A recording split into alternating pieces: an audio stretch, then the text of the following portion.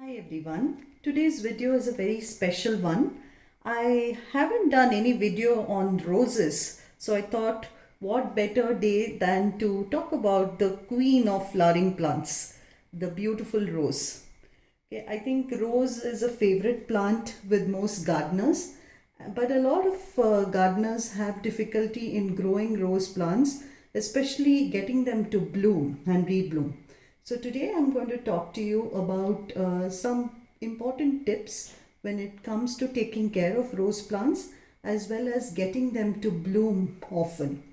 Okay, the rose plants belong to the Rosa genus and they are considered to be perennial shrubs. Of course, there are some of them which are deciduous in nature, which means that towards the winter they will shed all their leaves.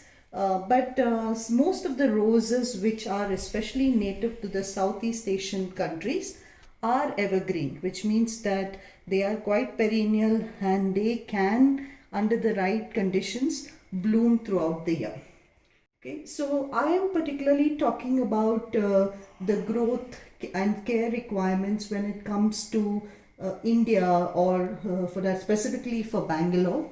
So this may vary in different countries based on your climatic conditions because rose plants based on the conditions they behave differently sometimes as annuals or perennials.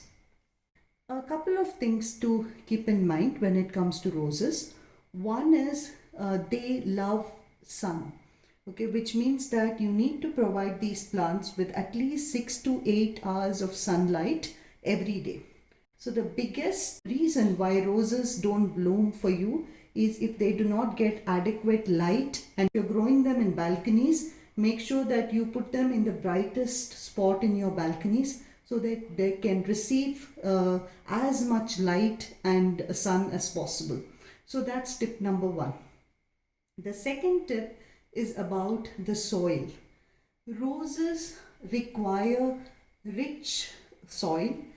Use soil that is specifically meant for roses. So you get very good soil mix, rose mix it's typically called, in the market, in nurseries. It's readily available. It's also available online. So invest in good potting mix specifically meant for roses to get them to bloom or to provide them with the best blooming opportunities. Third is water. Roses do like sun. They also like to be watered consistently. Again, consistently, not every day, but they like to be generally moist. But so if the top layer of soil dries, that's when you need to water them again. So that's another important tip.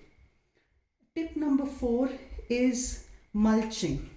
Okay, so rose plants, while they are very beautiful, they are also prone to a lot of insect attacks.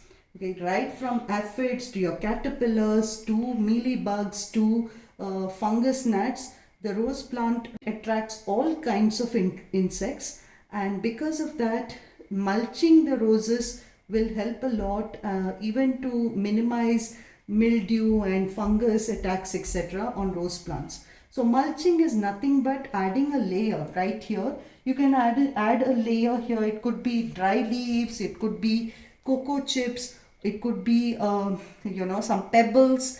I wouldn't really recommend pebbles for roses, but any kind of mulching with either leaves or with cocoa chips, etc., will really help these plants, because what mulching will do is it will minimize the splash when you water the pot. It will minimize the splash onto the leaves and avoid other fungus attacks or mildew attacks and all of that. So that's another very important tip.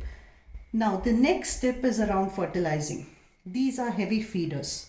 So if your roses are not blooming, one of the biggest reasons, if you're giving them the right soil and water and light conditions, could be that their soil is not nutritious enough, or you are not fertilized it.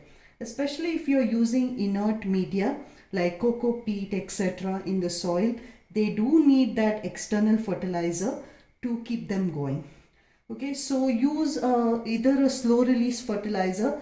The previous video to this was around repotting rose plant, and in that video I have kind of shown you how I have used neem cake and also slow release fertilizer when I have been repotting the plants. So use similar things. Now if you already have bought a potted plant, what you can do is remove the top layer of soil and keep replenishing it with, say, vermicompost. Ideally, an organic fertilizer is much better. But if you do need to fertilize them, do need to feed these plants regularly. I would go with, in the growth season, fertilize them every 15 days, and you will see a big difference in the blooms of your roses. You are not growing roses for their leaves and foliage, right? So however much you have leaves, that's not going to help as long as they do not bloom. So it's all about making sure that you get them to bloom. The next and important tip is to prune rose plants. Pruning and deadheading roses is an important part of taking care of roses. For instance, if this is now slowly going to wither, this flower, and it is important that I deadhead this flower, and maybe up to the stem, so that then it kind of develops new stems and new buds and flowers. Okay, the more you prune and deadhead roses, they will start bushing more, and they will start producing more blooms. So that's very important when it comes to roses.